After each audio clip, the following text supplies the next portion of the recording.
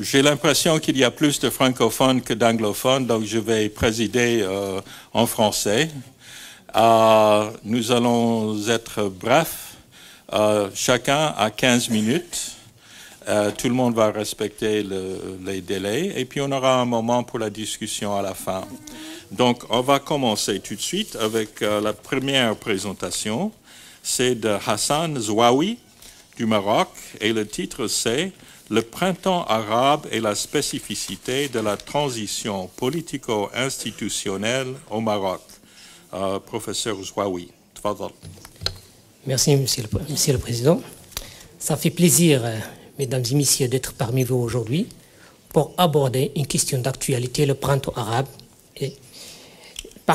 La plupart des recherches, leur point de départ en ce qui concerne le printemps arabe, c'est une analyse trop globalisante. Ils ont oublié les spécificités nationales. Parce que, ce qui concerne l'analyse de chaque État, les spécificités nationales ne devraient pas être aplaties. Et cette analyse, ou bien vision globalisante, voit, ou bien considère que le printemps arabe est le fruit d'une vague unifiée. Mais une étude empirique, cas par cas, va refuter cette thèse. C'est pour cette raison que j'ai choisi le Maroc comme cas, qui constitue mon objet d'étude, et notamment la transition marocaine. La transition marocaine a commencé depuis la fin des années 90. Et jusqu'à présent, on est perplexe au Maroc. On ne sait pas de quoi on parle. Transition démocratique, transition prolongée, etc. Ça donne lieu à un controverse, ou bien il constitue un objet de controverse scientifique. L'essentiel de l'analyse de la transition marocaine, c'est la position des acteurs et le choix opté par les acteurs et comment les acteurs interprètent la démocratie. Qu'est-ce qu'on entend par la démocratie chez les acteurs au Maroc, notamment chez les présidents, bien les leaders des partis politiques et le roi. Mais le caractère majeur de la transition marocaine, c'est que la monarchie a fait preuve d'habileté politique. Comment la monarchie a fait preuve d'habileté politique? Parce que le roi a su jouer un rôle considérable dans la maîtrise et la surveillance des réformes, ou bien de la réforme politique institutionnelle, et en même temps, la Constitution a été érigée en ressources mobilisables par la monarchie. Comment la Constitution a été et reste encore une ressource mobilisable par la monarchie? Parce qu'il joue un rôle considérable de la régulation du jeu politique et de le maintien de l'ordre établi, et il définit en même temps le rapport entre la monarchie et les autres acteurs.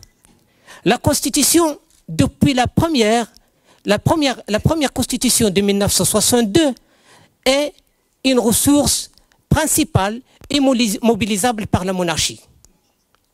Et c'est pour cette raison que Mounia Ben Chreibi et d'autres chercheurs spécialistes du Maroc, ils ont dit que le régime marocain est spécialiste en survie politique grâce au mécanisme constitutionnel.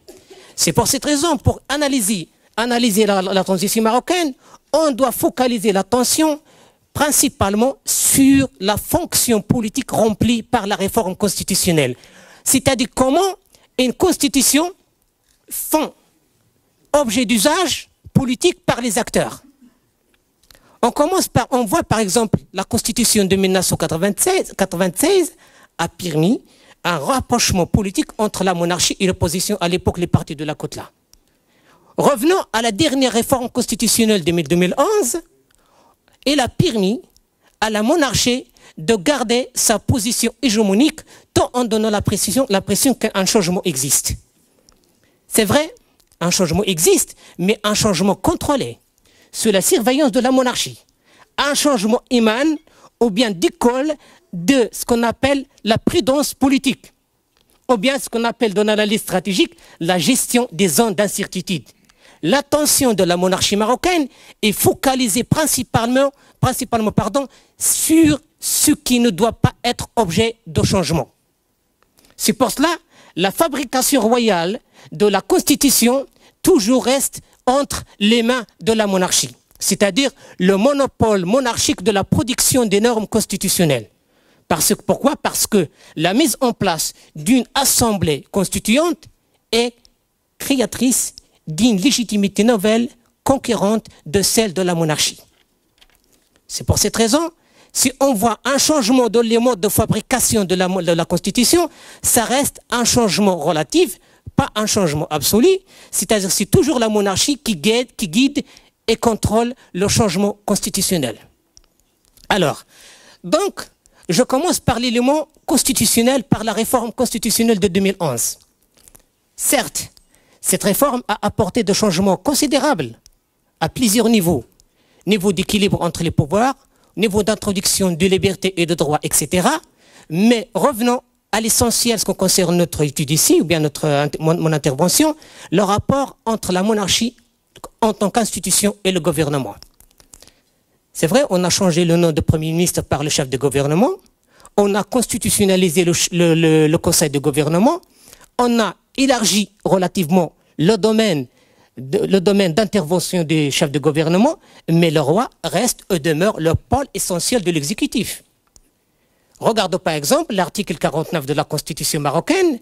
C'est au sein du Conseil des ministres présidé par le roi où seront délibérés les choix stratégiques de la politique de l'État. Et cependant, la Constitution marocaine reste vague au sujet des choix stratégiques. Qu'est-ce que ça veut dire le choix stratégique? Donc, le roi demeure l'autorité ultime en matière religieuse, commandant des croyants, l'article 41. Le roi est le chef d'État, 42. Le roi est le chef d'armée, etc. Mais, c'est-à-dire, si le roi toujours demeure le point central du régime politique marocain. Autrement dit, la réforme constitutionnelle n'a pas permis au Premier ministre, au chef de gouvernement, de devenir l'homme fort des régimes politiques marocains. Donc, ce qui caractérise le matin, M. Ayad Ben Achour, il a abordé une question très importante, très pertinente au niveau scientifique, le rapport entre le droit et la démocratie. Moi, j'attire votre attention sur un autre point essentiel, à mon avis, bien sûr, c'est-à-dire le poids de la Constitution, en tant que ressource mobilisable par le pouvoir en place. Comment la Constitution devient une ressource mobilisable par le pouvoir en place et comment la Constitution vraiment en tant que ressource permet au régime en place de maintenir l'ordre et de surveiller le rapport avec les autres acteurs. Donc, cette réforme constitutionnelle de 2011 reste marquée par le poids historique de l'institution royale. Cette réforme constitutionnelle de 2011 marque les intentions et la stratégie de réforme adoptée par la monarchie. Cette réforme constitutionnelle de 2011 a permis au régime politique marocain dans son ensemble de changer, mais reste le même. C'est-à-dire qu'il y a toujours un lien dialectique entre le changement et la continuité. Et c'est pour cette raison principalement que le cas marocain nous intrigue. Il y a un changement et en même temps, on voit pas le changement. C'est-à-dire, on ne sait pas à quoi nous avons affaire. Est-ce que vraiment à une transition démocratique ou bien à une consolidation autoritaire? Ce sont des interrogations. Donc, au niveau, puisque c'est la Constitution qui encadre la vie politique, puisque c'est la Constitution qui encadre le rapport entre les acteurs et les activités politiques, l'agencement institutionnel qui découle de la réforme constitutionnelle marocaine a donné lieu à une monarchie, mais pas une monarchie parlementaire au sens strict du terme, a donné lieu à un exécutif bicéphale, mais un exécutif bicéphale où le trône n'est pas un fauteuil vide. Un exécutif, bien qu'on ne correspond pas au schéma des parlementarismes classiques. C'est-à-dire, il y a un rapport asymétrique entre la monarchie et le gouvernement. C'est vrai, je ne peux pas nier ça, cette réalité que le chef de gouvernement dispose de pouvoir, mais sont des pouvoirs insuffisants pour parler de l'existence d'une monarchie parlementaire. Mais existe aussi un autre gouvernement, c'est le palais royal, c'est le cabinet royal aussi. C'est-à-dire un gouvernement à double vitesse. Ou bien un gouvernement parallèle, c'est le cabinet royal, composé de conseillers royaux, qui décident en fin de compte. Donc cela veut dire quoi? Cela veut dire qu'aussi il y a la Constitution, et il y a aussi ce qu'on appelle, ou ce qu'on appelle Pierre Avril, les conventions de la Constitution. Les âges politiques de la Constitution. Parce que c'est les âges politiques de la Constitution qui va donner lieu à une autre Constitution. Je ne suis pas en train de critiquer implicitement le formalisme juridique, mais je suis en train d'attirer l'attention sur les âges politiques, c'est-à-dire une analyse sociologique politique de la Constitution. On voit aujourd'hui le chef de gouvernement, Ben Kiran, le PGD, les islamistes, entre parenthèses modérés. Il n'a pas tenu ses promesses électorales. Elle s'est arrêtée, elle n'a pas le courage, entre parenthèses, entre guillemets, pour ne pas être un peu subjectif, d'aller plus loin dans le combat contre la corruption. Par exemple, plusieurs éléments, plusieurs pouvoirs échappent à son contrôle. Pourquoi? Parce que c'est le roi qui décide. Parce qu'il y a un rapport déséquilibré entre la monarchie et la monarchie et le gouvernement d'une part. Et n'oubliez pas un autre élément, c'est ce qu'on appelle les poches de résistance aujourd'hui au Maroc qui stoppent le changement. Parce que le changement a toujours des victimes. Et pour aller plus loin de le changement, il faut du courage politique. Ça, c'est un autre débat. L'essentiel, ce rapport déséquilibré entre le gouvernement et la monarchie caractérise le processus de démocratisation au Maroc. Le PGD, en la personne de Ben Kiran, justifiait ce déséquilibre par une autre explication, c'est-à-dire qu'il ne veut pas exercer le pouvoir dans le sens du bras de fer. C'est-à-dire le Parti de la Justice et du Développement fait preuve d'une maturité politique.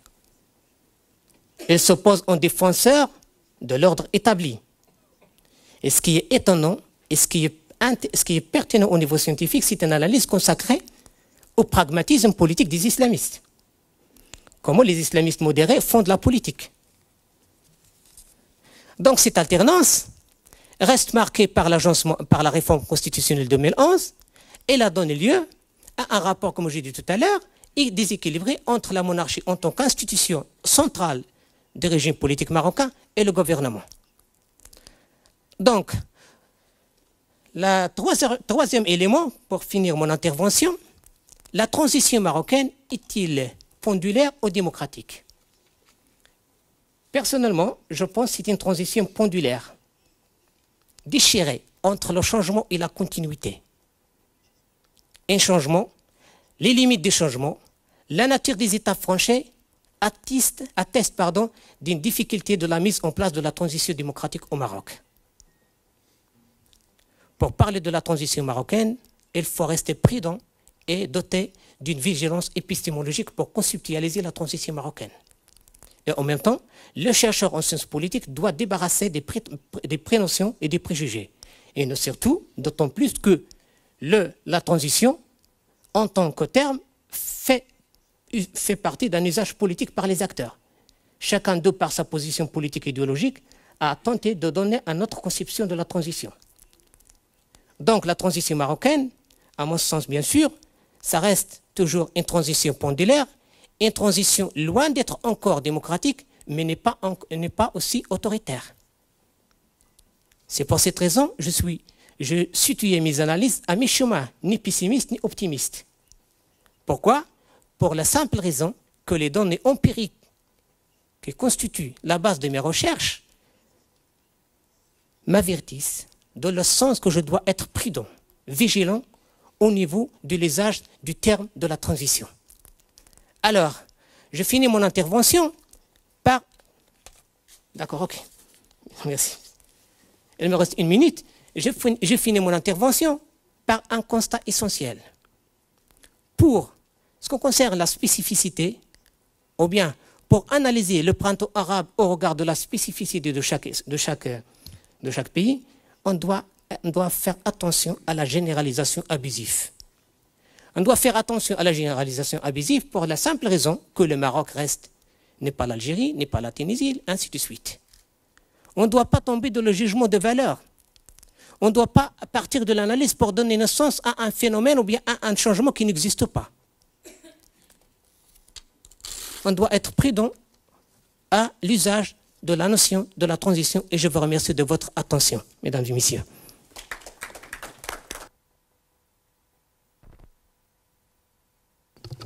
Merci beaucoup, professeur Zouaoui.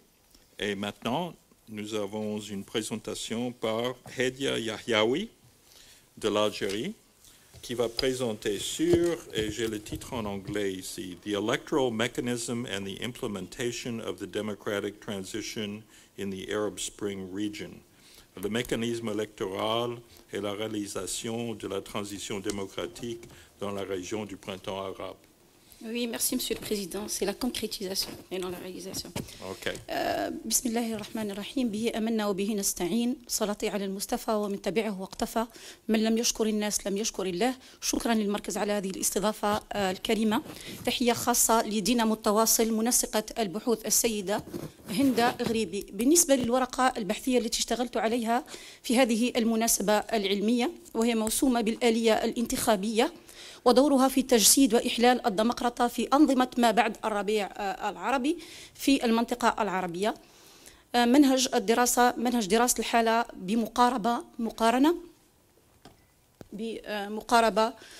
مقارنة البناء الهيكلي للدراسة قد تقسم أو توزع على 4 محاور. المحور الأول وهو التأصيل المفاهيمي لمتغيرات الدراسة وهي متغيرات الدراسة وهي التحول الديمقراطي والانتخابات. محور ثاني يتعلق بتبيان العلاقة الجوهرية بين الانتخابات وبين الديمقراطية. ثم قسم ثاني وهو القسم التطبيقي الذي استعرضت ضمنه تجربتي كل من تونس ومصر.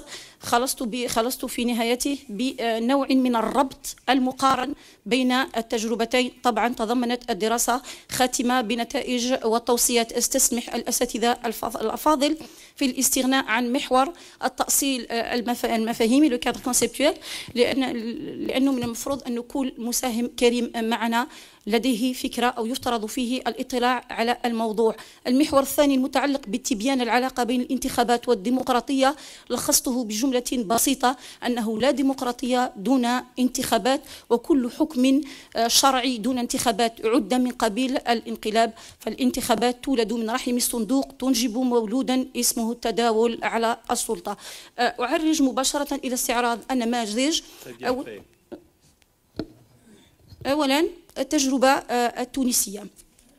في الحقيقة قدمت تونس في بعد موجة التغييرات التي أنتجتها تجربة مخبرية جد مفعمة بالاكتشافات والنتائج من حيث انفرادها ببعض المميزات التي جعلتها قاب التحول إلى نموذج يقتدى به في مسألة التحول الديمقراطي في المنطقة العربية.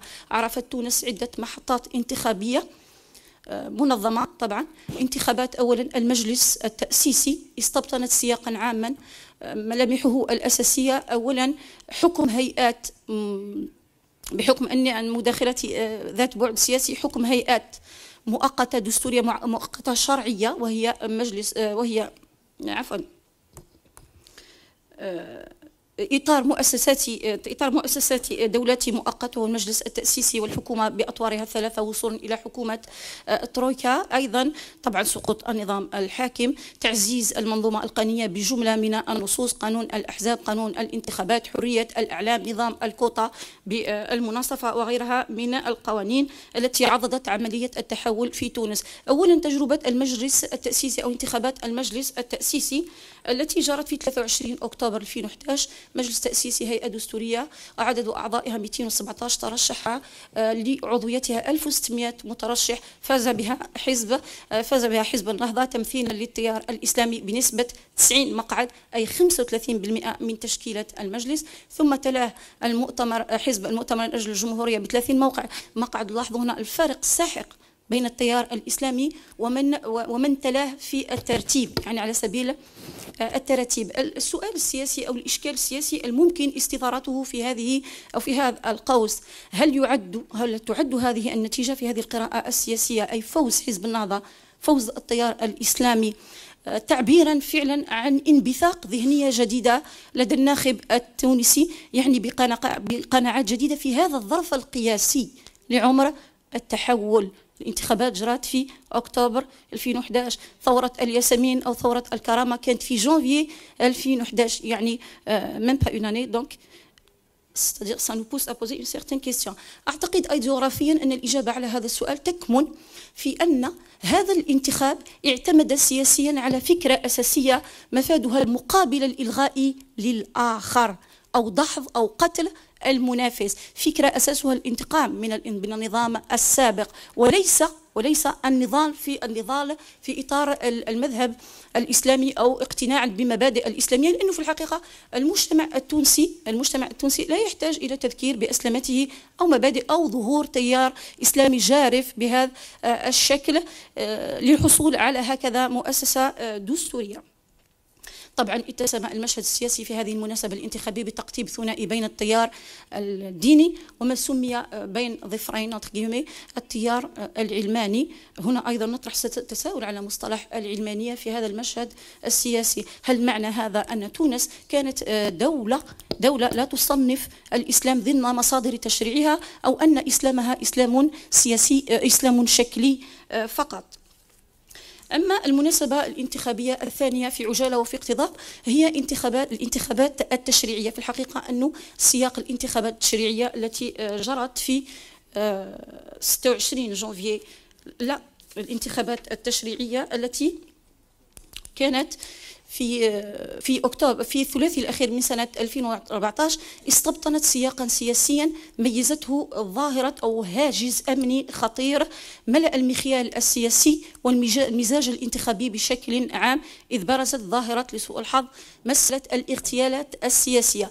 علاش أثارت أو لما أثارت هذه الظاهرة فعلا تساؤلا سياسيا معينا؟ لما ظهرت ظاهرة الاغتيال السياسي في هذه الفترة بالذات، يعني فترة حكم المجلس التأسيسي ذي الصبغة الإسلامية، مما انعكس نوعا ما وأثر على السلوك الانتخابي الذي اعتبر أن الإسلام أو أن التيار الإسلامي يرتبط تاريخيا بمسألة العنف السياسي، انطلاقا مثلا من حادثة اغتيال أنور السادات في مصر من قبل الإخوانيين إلى غير ذلك. ما الذي حدث أن عاقب الناخب تيار النهضة بالعزوف عنه ولو بنسبة يعني نسبية، أي أنه أنزلها من مرتبة الصدارة إلى مرتبة الثانية، حيث كان الفوز حليف نداء تونس ب 85 مقعد نيابي مقابل 69 على ما أظن لحزب النهضة.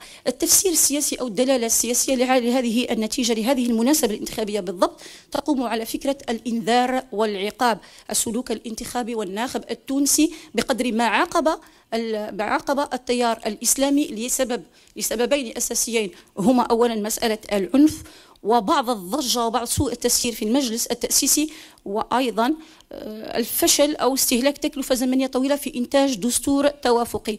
العامل الآخر وهو عامل الإنذار، معناه أو الإنذار السياسي الانتخابي لتيار النهضة مفاده أننا لا نتخلى عن النهضة ولكن ننذرها بحرمانها من مجموعة من كتلة الأصوات الناخبة. طبعا فيه مسألة شوشت على مسألة التشريعيات في تونس، وهي بروز ظاهرة المال الفاسد التي عزت بها الأدبيات الأكاديمية المرصودة في هذا المجال بعض التقارير وبعض المقالات إلى مسألة محاولة استرجاع بعض التشكيلات السياسية لممارسات النظام القائم، بين قوسين استسمح هذا الشخص، مثلا الحزب أو السيد أو ترشح السيد سليم الرياحي الذي تحدثت مصادر كثيرة عن مصدر ثروته وعن الشريحة المنتخبة التي استهدفها، وهم فقراء تونس في أقاصي تونس من الجنوب وغيره. أيضا تميزت هذه الانتخابات التشريعية السياسية بظهور ظاهرة هي ظاهرة الترحال السياسي، لا ترانزومانس، حيث أن الاحتكاك داخل المجلس التأسيسي سمح أو فتح الباب لمسألة الخروج أو إضعاف بعض التشكيلات السياسية كالحزب الجمهوري بفعل الاستقالات الجماعية والانضمام إلى تشكيلات أخرى.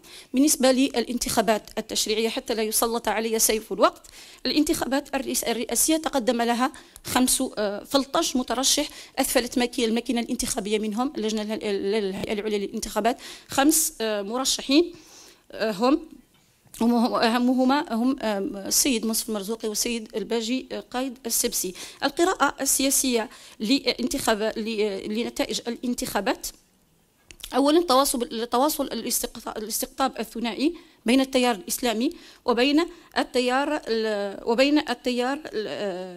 القومي اليساري الليبرالي. أيضا ملاحظة أنه فشل أحد المرشحين في الحصول على الأغلبية المطلقة، وهذا محمود في المجال السياسي أو في التحليل السياسي، إذ يعبر على نوع من التمثيلية ونوع من الديمقراطية ونوع من النزاهة والشفافية بين أو في داخل العملية الانتخابية. أيضا نلاحظ أيضا أن تراجع شعبية حزب النهضة خلال انتخابات الرئاسية يعزى إلى عدم وجود تراكمات وخلفيات سياسية لدى هذه التشكيلة، إذ تأثرت سلبا بعدم خبراتها في المجال وعطبها في المجال السياسي. التقييم العام للتجربة الانتخابية في تونس ودورها في ديمقراطية النظام أنها تجربة، أولا في مسألة التقييم أعتقد شخصيا أنه لابد لنا من الوقت أكثر للحكم على التجربة. المراحل الأولى للتحول الديمقراطي قد لا تعطينا حكما موضوعيا. نلاحظوا في مداخلة السيد لغون مثلا في استعراض تجربة رومانيا 17 سنة، لازلنا نعيد النظر في مسألة العدالة الانتقالية، لا جوستيس ترانزيسيونيل اي اوت شوز. التقييم العام أنها تجربة لا أقول ناجحة وإنما إيجابية، وذلك لمؤشرين أساسيين: أولا عدم تسجيل خروقات قانونية دستورية وانتهاكات كبيرة، أيضا تقبل المرشحين أو تقبل الفائزين والمشاركين في المنافسة لنتائج الانتخابات دون تشنج كبير. وعرج الآن للتجربة المصرية: ملامح سياقها العام واضحة، تعديل القانون العضوي للانتخابات وسحبها من وزارة الداخلية وإحياء مسألة الإشراف القضائي، أيضا إحداث نظام الكوطة الفئوية للسكتاريزم بالنسبة للمسيحيين، المرأة إلى غير ذلك. طبعا إعادة النظر وطرح قانون تكوين الجمعيات والأحزاب السياسية مما سمح بظهور تشكيلات في ظرف قياسي بلغت 50 عضوا. أهم هذه المحطات الانتخابية: أولا انتخابات مجلس الشورى نوفمبر 2011 جانفي 2012، طبعها تنافس سياسي حاد، نتائجها كانت لصالح طبعا حزب العدالة والنور، حزب العدالة والتنمية وحزب النور. نلاحظ هنا السياسيين أنه فيه انقسام حتى داخل التيار الديني، ما لم يحدث في تونس. تيارها الديني منسجم، بينما التيار الإسلامي في مصر منقسم على نفسه. أيضا نفس الفكرة الانتقامية كانت حاضرة. ضعف التكتلات مصر أو المشهد الانتخابي في مصر تميز بظهور التكتلات، تكتل شباب الثورة غير المتحزب، تكتل من أجل مصر الديمقراطية وغيرها من التكتلات، إلا أنها لم تثبت نفسها في نتائج الانتخابات، وتحصل أحسنها على 33 مقعد تكتل من أجل مصر. بالنسبة للرئاسيات معروف أنه ترشح لها 13 مترشح، احتفظ ب5 منها لأسباب تتعلق بالعزل السياسي وعدم التأهيل القانوني لترشح، مثلا حالة أيمن نور وخيري الشاطر وحالة أحمد الشفيق الذي طعن في عدم أهليته واستعاده البرلمان. النتائج كانت لصالح مرسي بنسبة 57 ثم نسبة 48 لأحمد شفيق، مما استدعى تنظيم دورة الثانية طبقا للمادة 111 من الدستور المصري. ما لوحظ على هذه أو القراءة السياسية لهذه الانتخابات الرئاسية أنها على الأقل كرست وصول تيار كان محروما في زمن النظام السابق إلى الحكم، وهذه من مؤشرات الديمقراطية. أيضا ما أحرص على استعراضه قبل أن ينتهي الوقت هو تجربة الرئاسيات 2014. هنا أنا بحثت كثيرا عن التكييف السياسي والدستوري القانوني لتشريعيات 2014 فلم أجد لها تفسيرا. سؤالي ما هي الآلية التي استند عليها الرئيس الحالي لمصر؟ لا أشكك في الانتخابات لأنه طبقا للانتخابات مشرعا شكليا، أما ما هي الانتخابية التي جعلته مفوضا لتنظيم انتخابات قبل انتخابات أو قبل انقضاء عهدة 2012؟ ما مدى مصداقية العوامل التي اعتمد عليها؟ مسألة حركة تمرد 20 مليون توقيع. أيضا كيف يمكن أن يتقبل في بلد له تراكمات سياسية أن يطلب من رئيس منتخب أن يقيم توافق سياسي في ظرف 48 ساعة؟ هذا كان من قبل التعجيز. هنا نلاحظ أيضا بعد أو في نتائج هذه الانتخابات انعطاف حاد في السلوك الانتخابي الذي انتقل من النقيض إلى النقيض، من التيار الإسلامي إلى التيار القومي الوطني. ما قدمته لنا تجربة تونس هو تعثر تجربة مصر هو تعثر ملحوظ في مسألة ديمقراطية النظام. ممكن في عجالة فقط أقيم ربط بين التجربتين. هناك عوامل أوجه تشابه معروفة، أوجه الاختلاف. أولا طبيعة النظام أو طبيعة الدولة، مصر دولة ذي طبيعة إقليمية بينما تونس دولة طرفية. كي نقول لما استعرض فكرة الدولة الإقليمية معناها قد أشير إلى مسألة التدخل الأجنبي الانجيرانس. طبعا خاتمتي خلصت فيها إلى عدة نتائج أن كل تجربة من حالات الديمقراطية والانتخابات في المنطقة العربية قدمت لنا نموذجا أو قدمت لنا تجربة منفصلة ولا تعبر عن نموذج. أيضا أن تقدير الآلية الانتخابية في كلا التجربتين متباين. فإذا كانت تونس قد تمسكت بالآلية الانتخابية كآلية شرعية وقد أقول حصرية إكسكلوزيف لإرساء دعائم الديمقراطية، فقد استخفت بها ممكن مصر أو نوع من السذاجة السياسية أو لا أعلم، وآثرت si on veut dire la piétiner واستخدام آليات أخرى. السادة الأفاضل أشكر لكم حسن إصغائكم. Monsieur le Président, à vous bien sûr le mot. شكرا.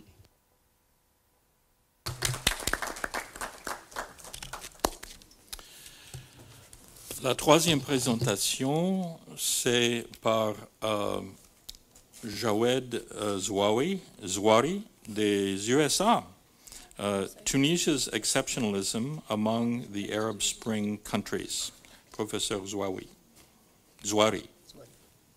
Pardon. Thank you very much.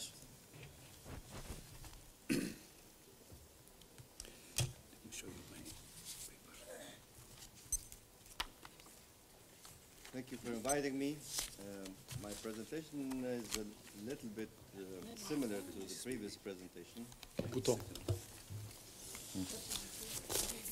I repeat again. So thank you for the invitation, and I'm very happy to be here. My presentation is going to be in English because I wrote it in English. I could have presented it in French, but you'll have to bear with me.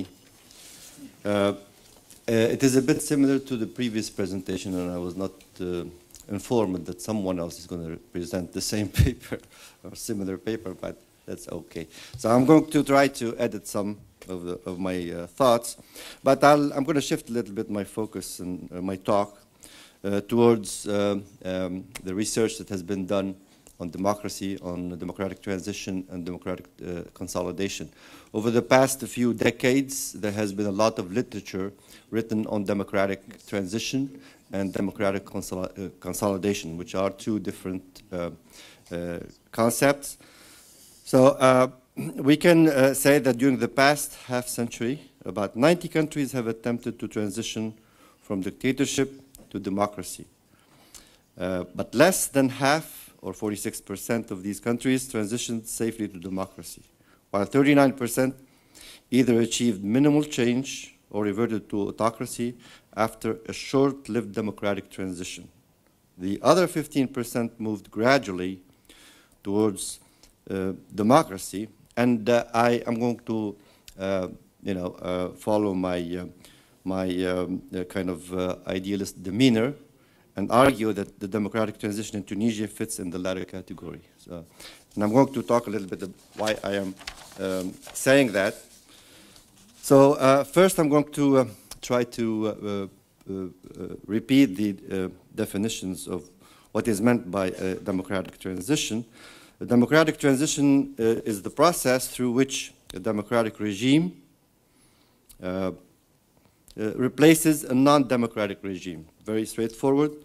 And democratic transition usually succeeds at the inauguration of a freely elected government. What that means is that that marks the beginning of a new regime, and this is according to O'Donnell and Schmitter. Consolidation, or democratic consolidation, refers to the process by which a newly established democratic regime becomes sufficiently durable. I emphasize durable.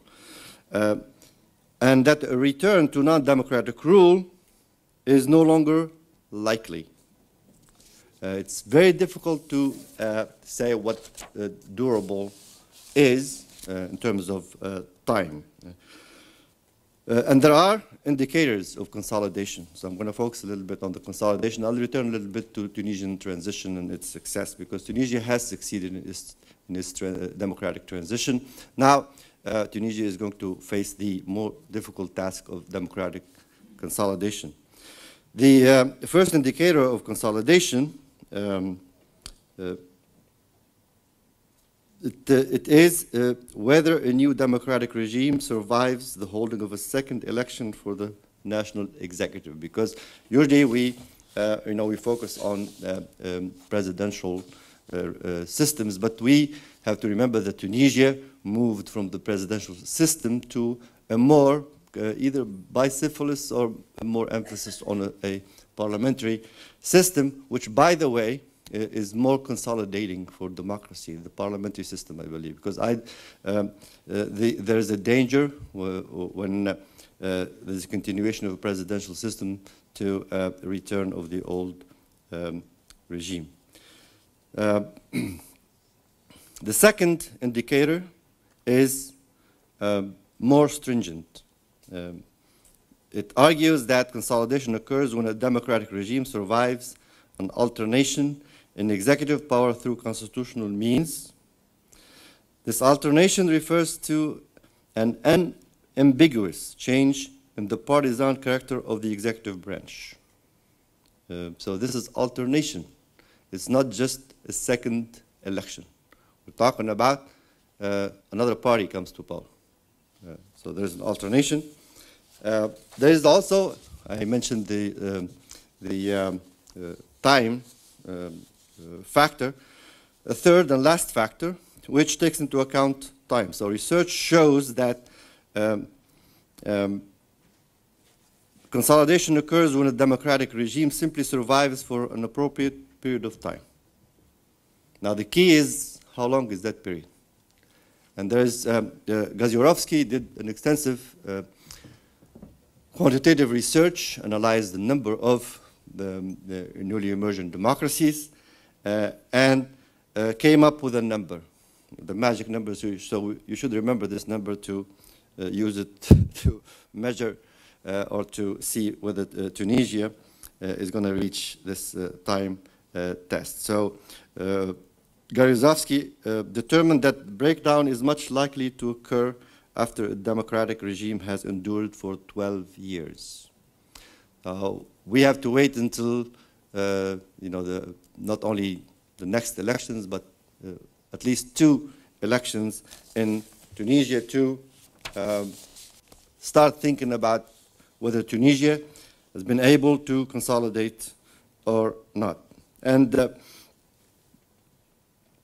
I also argue that the reason Tunisia is succeeding in advancing towards a democratic system of government, where all, as was mentioned, the other Arab Spring states seem to either encounter serious obstacles and violence or falter altogether, as in the case in neighboring Libya or further east in Syria, is the fact that Tunisian society has fulfilled most of the preconditions for democratic transition. So the beginning of transition in Tunisia began from the beginning of the revolution. And personally, I was following the Tunisian revolution. I was actually teaching a course on international relations, and we were following closely the Tunisian revolution as it was happening and analyzing it. So what was happening from the beginning basically determined what came after. From the beginning, there was an attempt of the old regime to hang on to power, but that was thwarted by the power of the Tunisian civil society, Tunisian intellectual elite. We know that when Ben Ali left, Prime Minister Ghannouchi tried to become president. I think it lasted for a day or two. He was reminded of the constitution, and here this is an element of Tunisian specificity, is Tunisia's constitutional history. We know that Tunisia has had the first constitution in the Islamic world in 1861, so that counts. I believe that in order to understand what's happening in Tunisia, we have to look at its history. Tunisia's institutionalization is also very important. What happened in the history? What happened to the 1861 constitution? We know that right after the constitution, there was a revolution, 1864. What happened during the revolution? Who participated? How did the government respond? So the beginning, after the revolution, we already saw the Tunisian society, Tunisian institutions participating. So we had a civilian national unity government. Why not a military, as happened in Egypt? This is a big question. I was listening today to Professor Lawrence saying that lot of similarities exist between Egypt and Tunisia. I agree. But I think that I disagree when he talked about Ben Ali being a military and Mubarak was a military.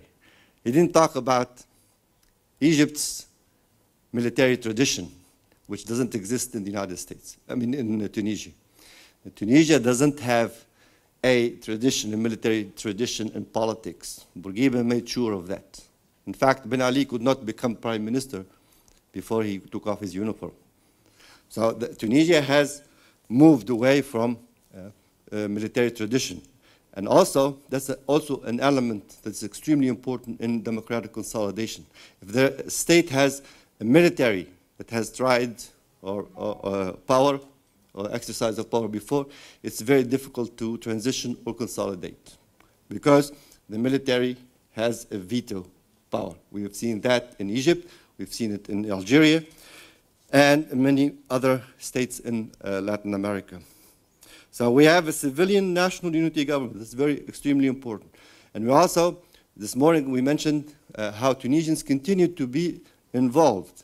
There was many attempts by the members of the old regime, also by members of old thinking, because we know that many people did not participate in the revolution. When I say many people, I'm talking about those who were supporting the old regime. Even those who were, argue that they are neutral with the old regime, they tried to kind of hijack the revolution, even though they did not play a big role. And this includes even the opposition party, whether secular or religious. We know Nahda came to power without participating in the revolution. And also, there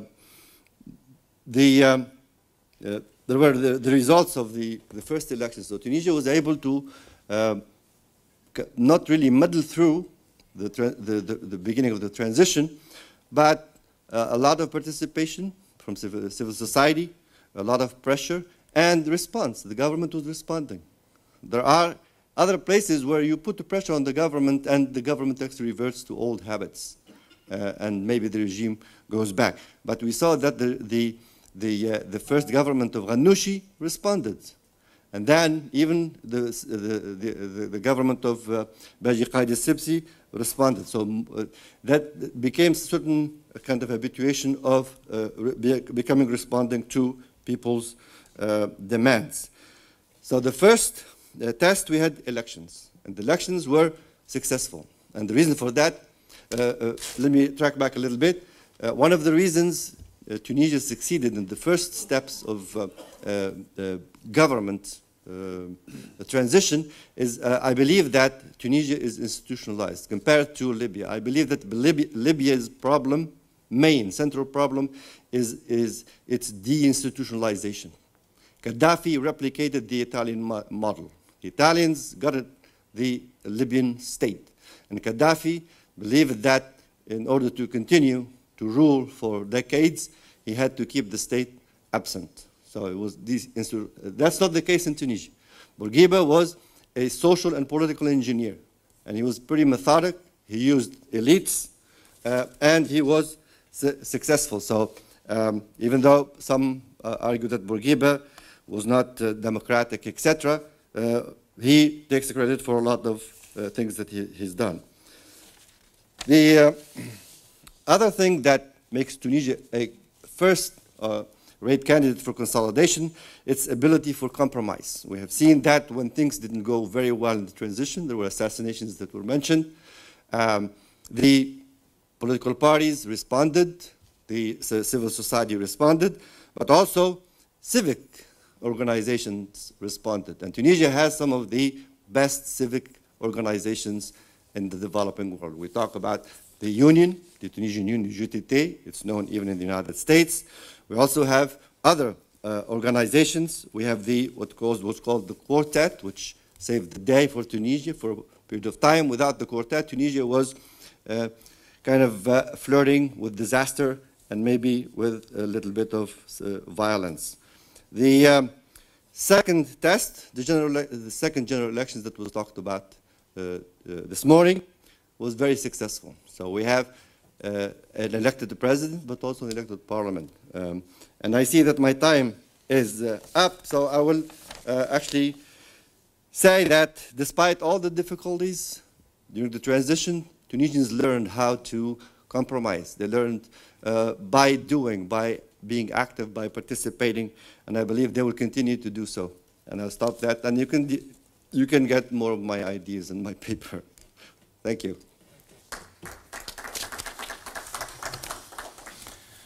Merci bien, vous avez terminé avec une minute d'avance. Oh. Vous voulez ajouter quelque chose? You want to add something? Je pourrais faire ça, oui.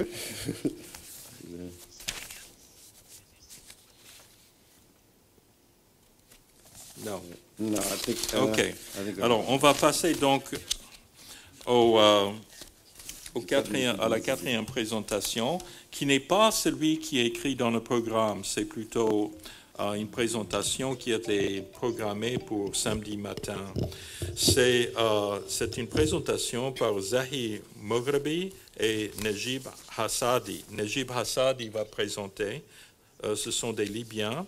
Et le titre, c'est « The Democratic Transition in Libya, Challenges, Outcomes and Opportunities ». Allez-y. السلام عليكم ورحمة الله وبركاته. بداية أعبر عن سعادتي أن أكون في هذا الجمع الكريم، وأشكر المركز العربي على هذه الاستضافة.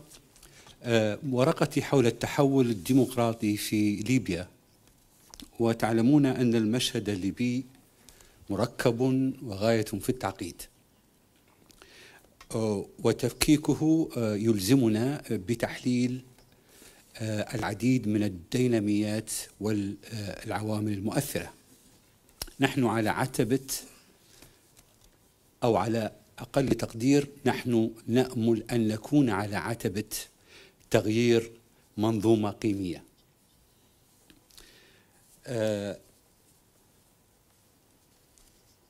الأستاذ عياض بن عاشور يقول أن إرساء نظام قيمي جديد نادرا ما يجري إلى تمامه، ويبقى دائما عرضة للنكوص والارتكاس. نحن نعاني خلال العقود الأربعة الأخيرة من تكريس منظومة قيمية معيبة. تاريخنا يقول إنها منظومة وافدة وطارئة وعابرة، أو هكذا نؤمل. ضيق المقام سوف يضطرني إلى الحديث بشكل مبتسر إلى هدر الكثير من التفاصيل. في البداية الإطار النظري سريعا. هانتينغتون يميز بين 4 أنماط في التحول الانتقالي أو الانتقال الديمقراطي. هناك التحول الذاتي الذي يأتي طوعا من النظام التسلطي بغية التقليل من حدة تسلطه. التحول الاتفاقي الذي ينشأ عن توافقات تتم بين النظام التسلطي والنخب المعارضة. التحول الإحلالي الذي يتم بفعل معارضة شعبية، والتدخل الأجنبي. اللافت أن الليبيين اختبروا كل ذلك. في عام 88 اتخذ النظام السابق عدة إجراءات للتخفيف من تسلطه. في 2006 ما يعرف بمشروع ليبيا الغد، كانت هناك مساومات مع المعارضة، أطلق بموجبها الإخوان المسلمون والأعضاء ليبيا المقاتلة، ودشنت بعض المشاريع التنموية الليبرالية. التحول الإحلالي والتدخل الأجنبي يستبانان من حقيقة أنه ما كان للثورة الشعبية أن تنجح في ليبيا لولا التدخل الأجنبي.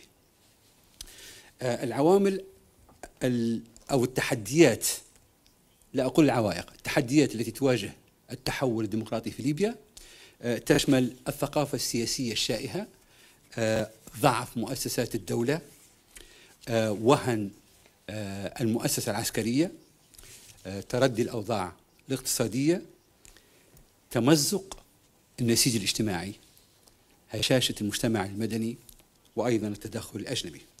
وسوف أقول جملة واحدة عن كل واحدة من هذه المحاور وهي مفصلة في الورقة.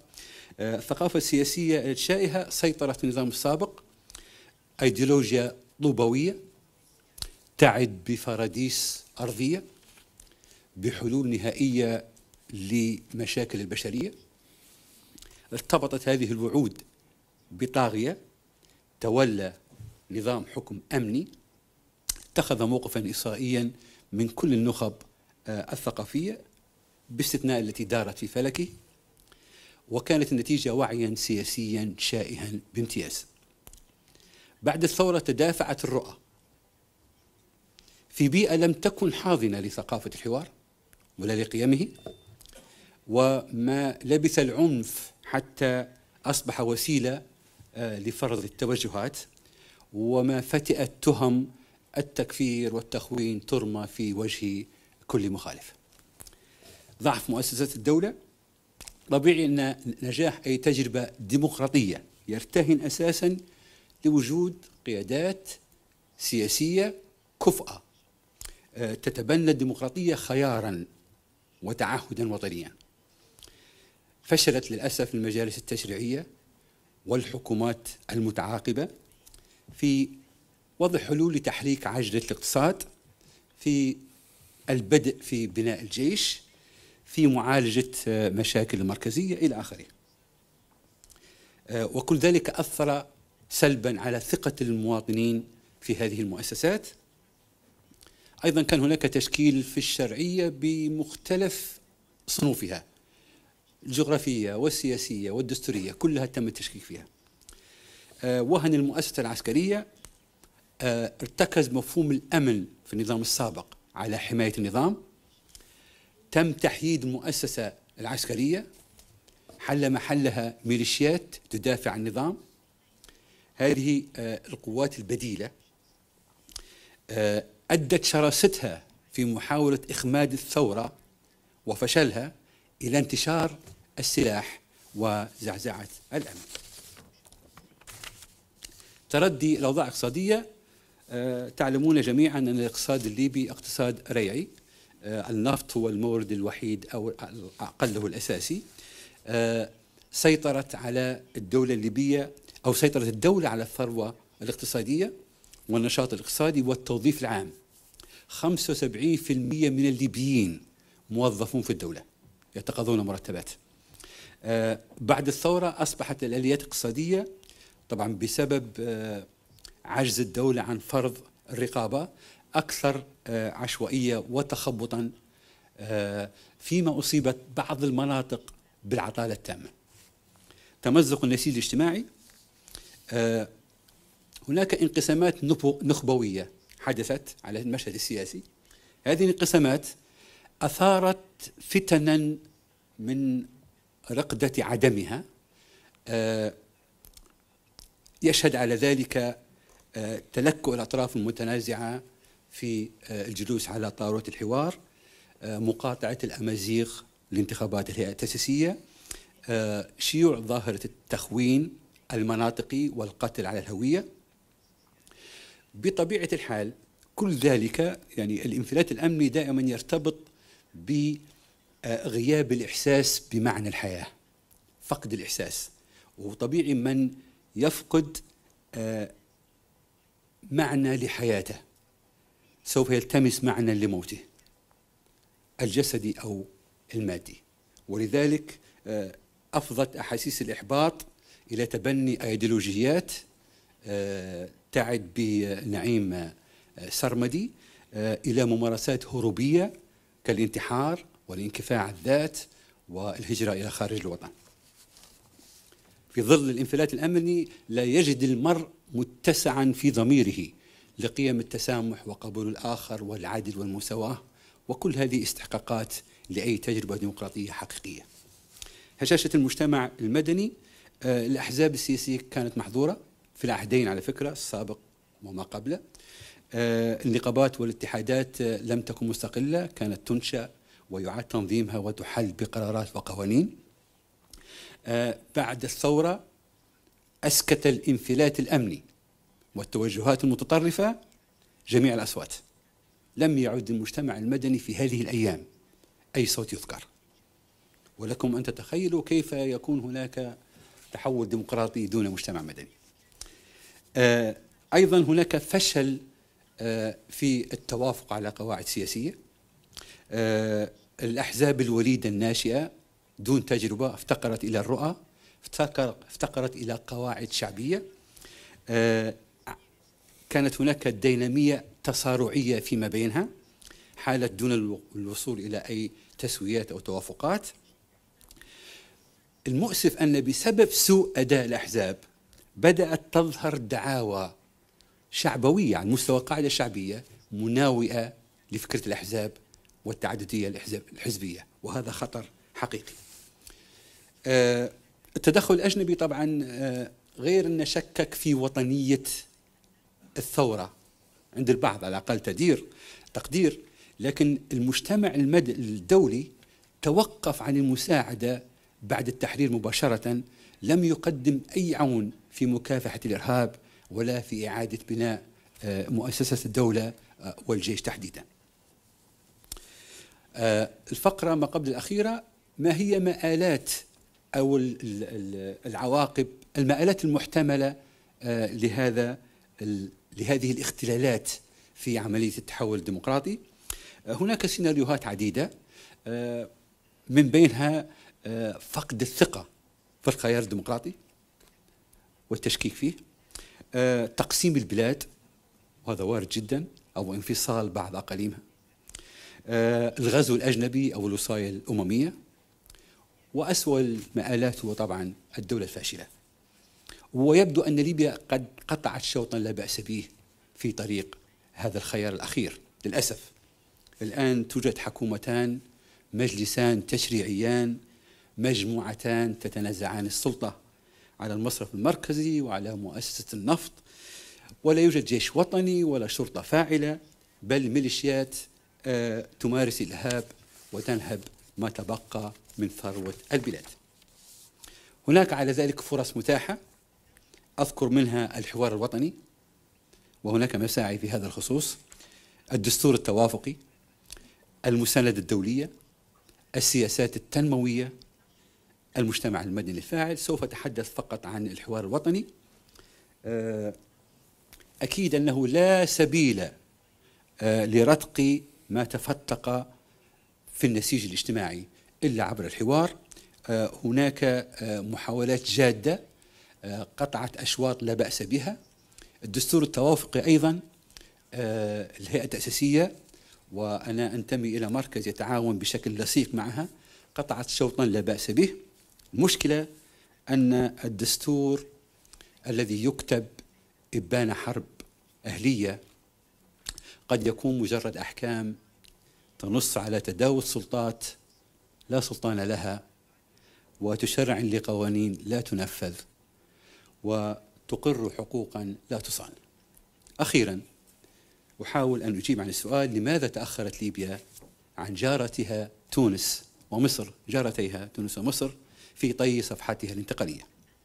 رغم تشابه ثورات الربيع العربي في ليبيا ومصر وتونس في كونها انتفاضات شعبية وفي عوزها في البداية لقيادات واضحة، فإن مآلات الأحداث فيها عكست تفاوتا لافتا. فقد اتسمت المؤسسة العسكرية في كل من تونس ومصر خلافا لليبيا بدرجة عالية من المهنية والانضباط، والتزمت في تونس تحديدا بالحياد تجاه الصراع الدائر، وحتى في مصر في البداية.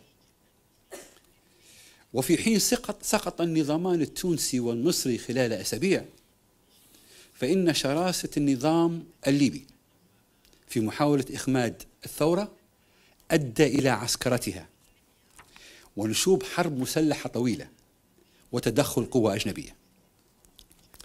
اتخذ التفاعل بين الأحزاب والنخب السياسية في تونس ومصر مسارين مختلفين: مسارا تصارعيا في مصر تدخلت فيه المؤسسة العسكرية وحسمته لصالح تيار بعينه، ومسارا توافقيا في تونس أخرج البلاد بشكل سلس من المرحلة الانتقالية.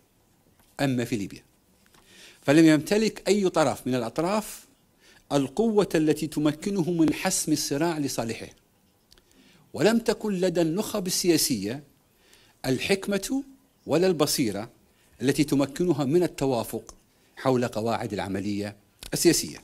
هناك أيضا موضوع آخر: حقيقة أن معظم الليبيين موظفين في القطاع العام حالت دون أن تكون الضغوط الاقتصادية حافزا على عودة الحياة إلى طبيعتها كما هو في تونس ومصر، غير أن الأمل يظل معقودا في أن تلحق ليبيا بالركب. مش عاوز نخيب أمل العبيدي في البارقة، غير أن الأمل يظل معقودا في أن تلحق ليبيا بالركب، فلدى شعبها قدرة على التكيف مع ما يلم به من عثرات. فبعد أن صبر عقودا على أوضاع لم تكن بأي حال مواتية، استطاع في أشهر الإطاحة بأشرس نظام قمعي عرفته المنطقة، ثم خاض غمار تجربة ديمقراطية غريبة عنه، وخطى فيها خطوات لا بأس بها، لا تتوقع من شعب كان يحظر عليه مجرد الحديث عن الأحزاب والدستور، ويشهد نجاح 4 تجارب انتخابية متلاحقة، على أن قطاعا كبيرا من الليبيين يراهن على الحلول السلمية رغم انتشار السلاح، ويفضل الخيارات الديمقراطية رغم حداثة العهد بها.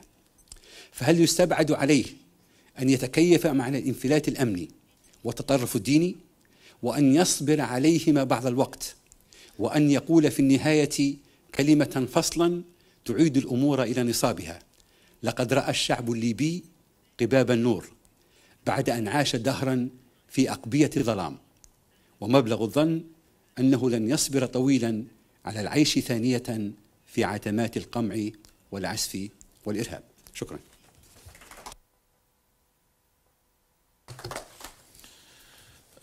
Merci beaucoup.